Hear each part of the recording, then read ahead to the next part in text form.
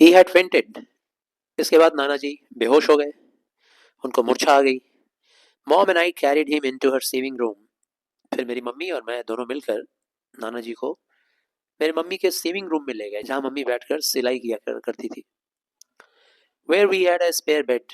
मेरी मम्मी के सिलाई वाले कमरे में एक एक्स्ट्रा बेड भी था। After we had grandpa on the bed, mom stood there helplessly patting his shoulders. और उसके बाद ग्रैंडपा को जब हम लोगों ने बिस्तर पर लिटा दिया, तो फिर मेरी मम्मी उनके कंधों को थपथपा रही थी। मैंने सजेस्ट किया मम्मी को, shouldn't we call the doctor mom? Mummy doctor को बुलाएं क्या? Since she did not seem to know what to do. Mummy को पता नहीं चल रहा था कि करे तो क्या करे, सूझ नहीं रहा था कुछ उसको।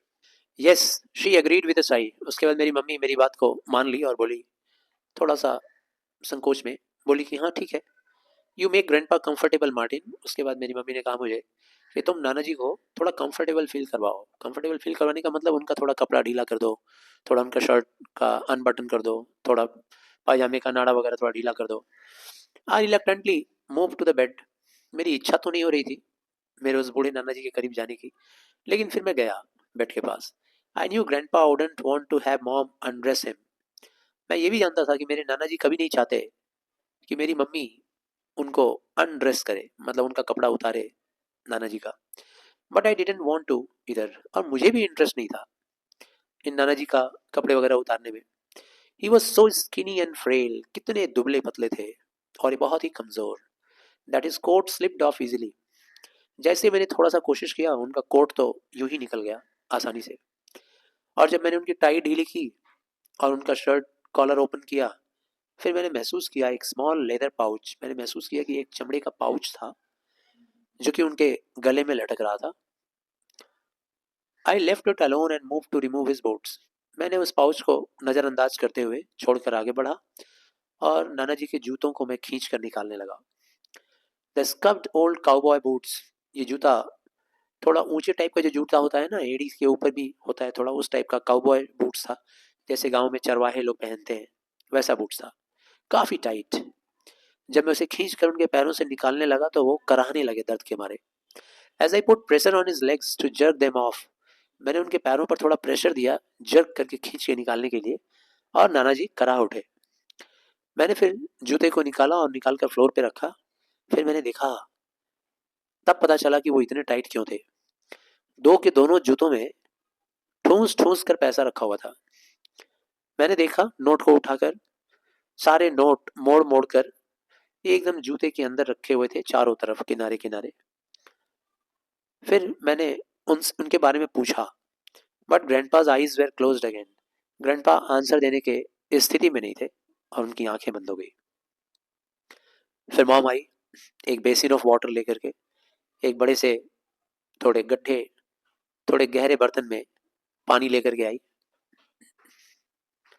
Basin of water. The doctor thinks grandpa is suffering from heat exhaustion. Mummy ने एक्सप्लेन किया कि वो बेसिन ऑफ वाटर क्यों लेकर आई है। उसने कहा कि डॉक्टर के हिसाब से नाना जी को ये हीट एग्जॉशन हो गया है, काफी तपती गर्मी ने स्ट्राइक किया है उनको और उनको थकान भी हुई है। एज शी बाथ्ड ग्रैंडपाज फेस, और उसने नाना जी का चेहरा पोछा, अच्छी तरह से पानी से धो दिया। मॉम गेव अ बिग शाई। उसके बाद मम्मी ने एक लंबी गहरी सांस ली। ओह हिन Martin, how do you suppose he got here? उसके बाद मम्मी ने एक गहरी सांस लेते हुए मुझसे पूछा, अच्छा मार्टिन, नाना जी यहाँ आए कैसे? यहाँ कैसे आ गए ये इतनी दूर? हैरानी होकर वो पूछी। We found out after the doctor's visit. Grandpa was angrily sitting up in bed while mom tried to feed him some soup. और डॉक्टर के चले जाने के बाद हम लोगों ने देखा कि नाना जी होश में आ गए थे और गुस्से में थे, अपने बेड पे बैठे हुए गुस्सा दिखला रहे थे, जबकि मम्मी उनको सूप पिलाने की कोशिश कर रही थी। फिर मेरे डैडी बोले, आज रात मैरी ही आपको खाना खिलाएगी। मम्मी के तो दादाजी थे, तो इसीलिए मेरे पिताजी ने भी उनको दादाजी कहा। Who had gotten home from work just as the doctor was leaving. Doctor जब हमारे घर से जा रहा था तभी मेरे पापा एंट्री किए और उन्होंने यही बात कहा कि आज मैरी ही आपको खाना खिलाएगी। You are not really sick, he said as he gently pushed grandpa back against the pillow. इसके बाद मेरे पापा ने नाना जी को कहा कि आप दरअसल बहुत बीमार नहीं हैं, और नाना जी को थोड़ा सा पीछे की तरफ धकेलते हुए तकिए के सहारे उनको लिटा दिए मेरे पापा, और फिर बोले, doctor said you just got to tired and hot after your long trip. Doctor ने कहा है कि आप लंबी यात्रा करके थक गए हैं, इसीलिए आपको थकान हो गई है और आप बीमार पड़ गए हैं लंबी यात्रा की वजह से। ग्रैंडपा यानी मेरे नाना जी, पर नाना जी ये सुन करके रिलैक्स हुए, and between sips of soup he told us of his journey. और सूप का एक एक सिप लेते हुए वो अपनी यात्रा वृतांत सुना रहे थे, यात्रा की कहानी सुना रहे थे कि कैसे कैसे जर्नी शुरू की है और कैसे यहाँ तक पहुंचे। Soon after our visit to him, Grandpa decided that he would like to see where his only living descendant lived. उन्होंने ये भी बताया कि बच्चों, जब इस बार तुम लोग गर्मी की छुट्टियों में मुझसे मिलने आए थे रिजर्वेशन में, और जब मिल के तुम लोग लौट गए, उसके बाद से मैंने ये फैसला कर लिया था कि मैं तुम लोगों से मिलने के लिए शहर में आऊँगा, और मेरे एकमात्र लिविंग डिसेंडेंट्स को, डिसेंडेंट का मतलब वंशज, क्योंकि मेरी मम्मी, मार्टिन कह रहा है कि मेरी मम्मी तो अब मेरे इस परनाना की आखिरी वंशज थी, और उनका बेटा मैं, वारिश। तो वो अपने आखिरी वंशज जो कि जी जाग रहे थे अभी भी, तो ऐसे जीते जागते वंशजों को देखने के लिए कि वो कहाँ रहते हैं, किस हाल में रहते हैं, कौन से शहर में रहते हैं, ये वो देखना चाह रहे थे नाना जी। Besides he admitted sheepishly he was lonesome after we left. और ये बात बताने के साथ साथ उन्होंने थोड़ा शर्माते हुए ये बात भी बताया कि बच्चों, सच बताऊं तो मैं बहुत अकेला भी महसूस कर रहा था, काफी अकेलापन लगता था, जैसे काटने को दौड़ रहा है, तुम लोग से मिलना चाहता था, तुम्हारे साथ रहना चाहता था। I knew everybody felt as guilty as I did. मुझे पता था कि घर के जितने भी लोग थे सबको वैसे ही गिल्ट फील हो रहा था, जैसा कि मुझको गिल्ट फील हो रहा था। हमको भी काफ़ी गिल्ट फील हो रहा था दादाजी के ये कहने पे, स्पेशली मॉम। मम्मी को ज़्यादा गिल्ट फील हो रहा था। Mom was all grandpa had left. अब तो मेरे ग्रैंडपा के खानदान में मम्मी अकेली बची हुई थी। So even after she married, इसीलिए मेरी मम्मी की शादी जब हो भी गई थी मेरे डैड से, who is a white man, मेरे डैडी वाइट मैन थे और मेरी मम्मी सीव कम्युनिटी की लड़की थी, तो उसकी शादी एक वाइट अमेरिकन से हुआ था, and teachers in the college in our city. और मेरे डैडी हमारे शहर के ही एक कॉलेज में पढ़ाते भी हैं। And after Cheryl and I were born, मैं और मेरी बहन शेरिल का जब जन्म हो गया, mom made sure that every summer we spent a week with grandpa. तो यहाँ तक कि मेरी मम्मी की जब शादी हो भी गई मेरे डैडी से और हम दोनों का जन्म भी हो गया, तो भी मम्मी ने ये बात तय कर रखा था कि हर समर में हम लोग जाएंगे, ग्रैंडपा के पास ठहरेंगे, नाना जी के पास, और कम से कम एक हफ्ते वहाँ बिता के आएंगे। I never thought that grandpa would be lonely after our visits. मैंने कभी सोचा भी नहीं था कि ग्रैंडपा बेचारे इतने अकेले फील करते होंगे after our visit.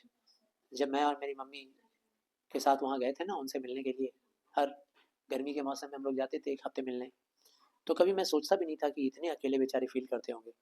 None of us noticed how old, और हम में से कभी किसी ने इस बात को गौर भी नहीं किया कि वो कितने बूढ़े हो गए थे, कितने कमज़ोर हो गए थे। लेकिन हमारे नाना जी ये बात जानते थे, इसीलिए वो हम लोगों के पास आए थे। क्या जानते थे कि वो कितने बूढ़े और कमज़ोर हो गए हैं, अकेला फील करते हैं। He had ridden on buses, कई बस बदल कर उनको आना पड़ा हम लोगों से मिलने के लिए, और कम से कम 2.5 दिन की यात्रा किया उन्होंने, बस बस बस सिर्फ बस। जब वो शहर में पहुंचे तो एकदम थक गए थे, और बस की सीट पर बैठे बैठे बैठे उनका कमर एकदम अकड़ गया था लंबी यात्रा करने की वजह से। He set out walking to find us, और बस से उतरने के बाद फिर पैदल चल के निकल पड़े हम लोगों को ढूंढने के लिए। एक जगह वो रुके हुए थे रेस्ट करने के लिए on the steps of some building downtown. Town में ही एक बिल्डिंग के सीढ़ियों पर थोड़ा सा रेस्ट के लिए रुके थे। वहाँ एक पुलिसमैन उनको पाया, और वो जो कॉप था ना पुलिसमैन, मेरे नाना जी के अनुसार वो एक बहुत अच्छा इंसान था, और उस पुलिसमैन ने मेरे नाना जी को बस स्टॉप तक पहुंचा दिया। जब वो टाउन आ रहे थे सीव कम्युनिटी के उस रिजर्वेशन वाले प्लेस से, जब वो टाउन आ रहे थे तो आने के टाइम में एक बिल्डिंग पड़ी थी और उनको पता नहीं था कौन से बस में चढ़ना है, तो वो एक सीढ़ी पर बैठ कर वेट कर रहे थे, थोड़ा आराम कर रहे थे। पुलिस वाले ने उनसे पूछताछ की होगी, और दयालु इंसान था, नाना जी बता रहे थे कि वो एक अच्छा इंसान था। और वो पुलिस वाला वहाँ तब तक खड़ा रहा जब तक बस नहीं आ गई, नाना जी वाली बस, और नाना जी को उसने बस पर बिठा दिया। ड्राइवर को ये भी बता दिया उस पुलिस वाले ने कि इनको कहाँ पहुँचाना है। Told the driver to let grandpa out at Bellevue Drive. After grandpa got off the bus, और जब मेरे नाना जी बस से उतरे तो फिर वो वॉकिंग करना शुरू किए, ढूंढना शुरू किए घर मकान। But he couldn't see the house numbers. लेकिन जब वो एक फुटपाथ पे चल रहे थे ना, बीच में रोड है, जब इस फुटपाथ पे चल रहे थे तो दूसरे वाले फुटपाथ के नंबर्स को नहीं पढ़ पा रहे थे, इसीलिए वो रोड के मिडिल में चल रहे थे। ये वजह था, ताकि थोड़ा सा डिस्टेंस इधर रहे, थोड़ा सा डिस्टेंस इधर रहे, दोनों तरफ देख लेंगे नंबर, है ना। स्टार्टिंग में हम लोग पढ़े थे कि जब कुत्ते दौड़ा रहे थे तो कभी लेफ्ट देख रहे हैं, कभी राइट देख रहे हैं, तो बिल्डिंग का नंबर्स ढूंढ रहे थे वो। That's when all the little kids and dogs followed him. और यही वो वक्त था जब सारे छोटे बच्चे और वो कुत्ते नाना जी को दौड़ा दिए। मुझे पता था कि हम में से सारे लोग, हमारी मम्मी, हमारी डैडी, हमारी बहन, सब लोगों को बहुत बुरा लगा, बहुत ख़राब लगा, जितना मुझे ख़राब लगा। किस बात पे? कि नाना जी को हम लोग अकेला गांव में छोड़ दिए, सीयू कम्युनिटी में, रिजर्वेशन प्लेस में। As I was proud of this 86-year-old man, 86 साल के थे मेरे नाना जी, और कभी भी वो रिजर्वेशन से निकल के बाहर नहीं गए। Having the courage to travel so far alone. उन्होंने मम्मी से पूछा, मेरे जूतों में पैसे थे, निकाली क्या तुम? मम्मी ने कहा, मार्टिन ने निकाल लिया। And roused herself to scold. और मम्मी खड़ी हुई उनको डांटने के लिए। किस बात के लिए? जूते में भी कोई पैसे लेके आता है? Grandpa, you should not have carried so much money. इतने सारे पैसे नहीं कैरी करने चाहिए था तुम्हें जूतों में। What if someone had stolen it from you? कोई चुरा लिया होता तो? ग्रैंडपा मुस्कुराने लगे, हंसने लगे। I would have known if anyone tried to take the boots off my feet. और बोले कि अगर मेरा जूता में से कोई निकालता ना पैसा, तो हमको तुरंत पता चल जाता। इतना टाइट था कि को खींच के निकालना पड़ता जूता, और निकालता तो पता चल जाता। The money is what I have saved. ये वो पैसे हैं बेटी जो मैंने बचा के रखे हैं लंबे समय से। $100 हैं, ये मैंने अपने क्रियाकर्म के लिए रखा है मरने के बाद। लेकिन अब तुम ये ले लो और ज़रूरत की चीज़ें खरीद कर ले आओ, ग्रॉसरी की चीज़ें। मैं बोझ नहीं बनना चाहता तुम्हारे ऊपर जब तक मैं यहाँ हूँ। That want be necessary grandpa. Daddy ने फिर कहा, नहीं नहीं नाना जी, इसमें बोझ की क्या बात है। आप हमारे पास आए हैं, ये तो सौभाग्य की बात है, हम लोगों को ऑनर मिल रहा है कि आप हमारे साथ हैं। आप कभी हमारे लिए बोझ नहीं हो सकते।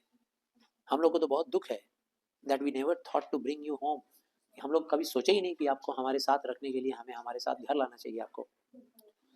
And this summer and spare you the discomfort of a long trip. इस समर में जब हम लोग आपसे मिलने गए थे तो आपको साथ लेके आना चाहिए था हम लोग को।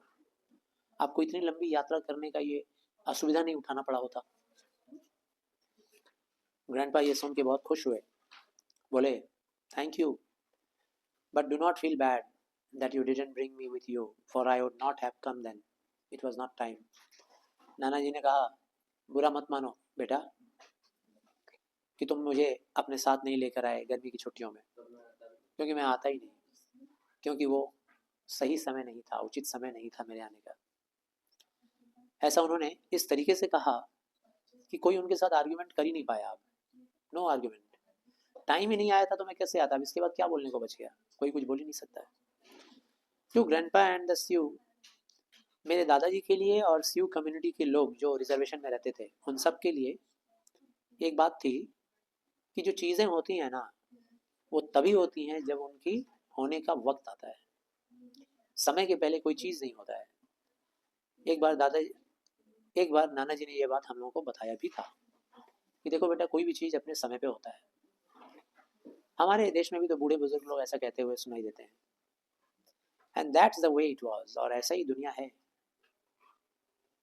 ग्रैंडपा और भी बोलते गए, ये भी बोले, ऑल्सो, मेरी तरफ देखते हुए बोले, मार्टिन की तरफ देखते हुए, also I have come because it is soon time for Martin to have the medicine bag. और मैं यहाँ पे इसलिए भी आया हूँ अभी। अभी आने का वक्त क्यों हुआ है? अभी आने का वक्त इसलिए हुआ है क्योंकि मैं मार्टिन को वो हमारा पारिवारिक फैमिली धरोहर देने वाला हूँ। अब वो देने आया हूँ मैं। वो मेडिसिन बैग जो मैं अपने पूर्वजों से पाया था और अब हमारे डिसेंडेंट का जो सबसे बड़ा लड़का है उसे अब हम ये मेडिसिन बैग देंगे। We all knew what that meant. हम सब लोग जानते थे ये बात, मैं, मेरी मम्मी, मेरे पापा। Grandpa thought he was going to die and he had to follow the tradition of his family to pass the medicine bag. दादाजी जानते थे कि अब वो 86 साल के हो गए हैं और अब वो मर जाएंगे बहुत जल्दी, और पारिवारिक परंपरा थी ये कि जब हम मरेंगे तो ये मेडिसिन बैग जो अब तक मेरे पास था, अब ये हम अपने वंशज, अपने डिसेंडेंट का सबसे बड़ा लड़का को दे देंगे। तो हमारे नाना जी के तरफ सबसे बड़ी कौन थी? मेरी मम्मी थी, और मम्मी तो लड़का थी नहीं, और उसका बेटा मैं, यानी मार्टिन। तो मार्टिन को देने के लिए वो आए थे। अलॉन्ग विथ इट्स हिस्ट्री, वो मेडिसिन बैग नहीं था, अपने आप में एक इतिहास था, आगे पढ़ेंगे हम लोग। To the oldest male child, सबसे बड़े मेल लड़के को देना था। इवन दो द बॉय, अभी भी वो मेरी तरफ देखे जा रहे थे और बोले मैं ये मेडिसिन बैग मार्टिन को ही दूंगा, हालांकि मुझे ये पता है कि मेरा जो खून है, वंशज, वो एक अंग्रेज आदमी, मतलब वो एक वाइट अमेरिकन का नाम बियर करता है, क्योंकि मेरे पापा तो रिजर्वेशन के नहीं थे, सीव कम्युनिटी के नहीं थे, तो भी वो मुझे ही देंगे। हालांकि अब मेरा नाम, टाइटल सब बदल गया था। The medicine bag will be his. नाना जी ने कहा कि ये मेडिसिन बैग मार्टिन का ही होगा। अब मैं समझ नहीं पा रहा था मैं क्या बोलूँ। I had the same hot and cold feeling. मेरे अंदर वही नाना जी के ऊपर प्यार भी आ रहा था और थोड़ी दूरी भी बरकरार करने को मन हो रहा था कि इनसे दूर ही रहे बाबा, ये क्या मेडिसिन बैग पहना देंगे, जंतर मंतर जैसा गले में लटक रहा होगा मेरे। That I had when I first saw grandpa in the street. बिल्कुल वही फीलिंग्स आ रही थी जब मैंने ग्रैंडपा को स्ट्रीट में देखा था ना, नाना जी को, वही वाली फीलिंग्स। प्यार भी आ रहा था और भागने का भी मन कर रहा था कि इनको छोड़ के भाग जाए कहीं। The medicine bag was the dirty leather pouch. ये मेडिसिन बैग था क्या? बहुत ही गंदा किस्म का चमड़े के छोटे से पाउच के आकार का था। I had found around his neck. मैंने देखा था ये उनके गले में लटक रहा था। I could never wear such a thing. मैं कभी नहीं पहन सकता था ये चीज़। मैंने मन ही मन में सोचा और मन कर रहा था कि मैं ये जोर से बोल दूँ, मैं नहीं पहन सकता ये गंदा वाला चीज़। I thought of having my friend see it in the gym class. मैं सोचने लगा था कि अगर मैं पहन के जाऊँगा जिम में, मेरे सारे दोस्त देखेंगे। स्विमिंग पूल में जाऊँगा, मेरे सारे दोस्त देखेंगे। उफ, मैं इमेजिन कर सकता था कि मेरे सारे दोस्त कितने स्मार्ट स्मार्ट बातें बोलेंगे इस चीज़ के बारे में। स्मार्ट मतलब इसके अप्रिसिएशन में नहीं, इसको डिग्रेड करने के लिए, इसका वैल्यू गिराने के लिए। लेकिन मैं कुछ बोला नहीं, ये सारे बातों को खून के घूंट की तरह पी गया और उनके बेड की तरफ एक कदम बढ़ाया आगे। मुझे पता था मुझे ये लेना ही पड़ेगा। ग्रैंडपा थक चुके थे। वे बोले नॉट नाउ मार्टिन, अभी नहीं बेटा, अभी नहीं Martin. Waving his hands in dismissal, अपने हाथ को डिसमिसल में ऐसे ऐसे हिलाया, ना ना ना, अभी नहीं, अभी नहीं, अभी नहीं। It is not time, now I will sleep. अभी वक्त नहीं आया है। हर चीज़ वक्त से करते थे, वक्त आ गया है, वक्त नहीं आया है, और सोने के लिए चले गए। बोले कि अब मेरे सोने का वक्त हो गया। इस तरह से नाना जी हम लोगों के साथ 2 महीने तक रह गए। मेरे जो सारे दोस्त थे वो अक्सर हमको कहते रहते थे कि ले चलो ना अपने उस बूढ़े नाना जी से मिलाने के लिए, लेकिन मैं उन लोगों का आना कैंसिल कर दे रहा था, पोस्टपोन कर दे रहा था, पुट ऑफ। मैंने अपने मनी मन को समझाया कि मैं नहीं चाहता हूँ कि वो लोग घर में आएंगे और आगे हंसेंगे। मैंने मनी मन में अपने आप को समझा लिया, मेरे नाना जी को देख के हंसेंगे।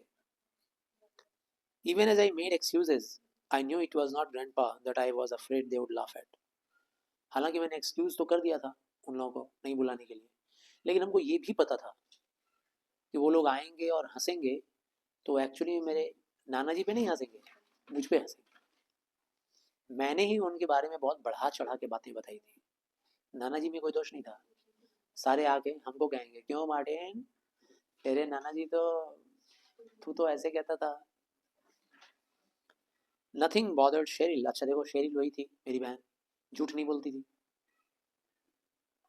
उसको कोई प्रॉब्लम नहीं था, वो उसको कोई बॉदरेशन नहीं था। वो अपने सारे दोस्तों को लेके आती थी नाना जी को दिखाने मिलाने के लिए। हर रोज मैं देखता था कि स्कूल छुट्टी के बाद मेरे घर में आना जाना तांता लगा रहता था, कितनी सारी छोटी छोटी लड़कियों का गिगलिंग करते हुए, सारी हंसते हुए मुस्कुराते हुए आती थी घर में।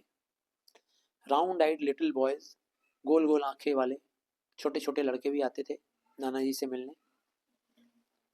ऑन द पैशियो, पैशियो क्या होता है? तो घर के पीछे का हिस्सा, जैसे मान लो ये रूम है, अब इस रूम के पीछे का हिस्सा ओपन करके छोड़ दिया जाए, धूप वूप खाने के लिए, बूढ़ा बुजुर्ग या महिला कोई है पीछे बैठेगी, बाहर की तरफ फेस नहीं करना पड़ेगा, बाउंड्री है। तो मेरे नाना जी से मिलने के लिए ये सारे बच्चे आते थे। Where he had gotten in the habit of sitting every afternoon. मेरे नाना जी का ये हैबिट था कि हर रोज़ दोपहर को पैशों में बैठे रहते थे।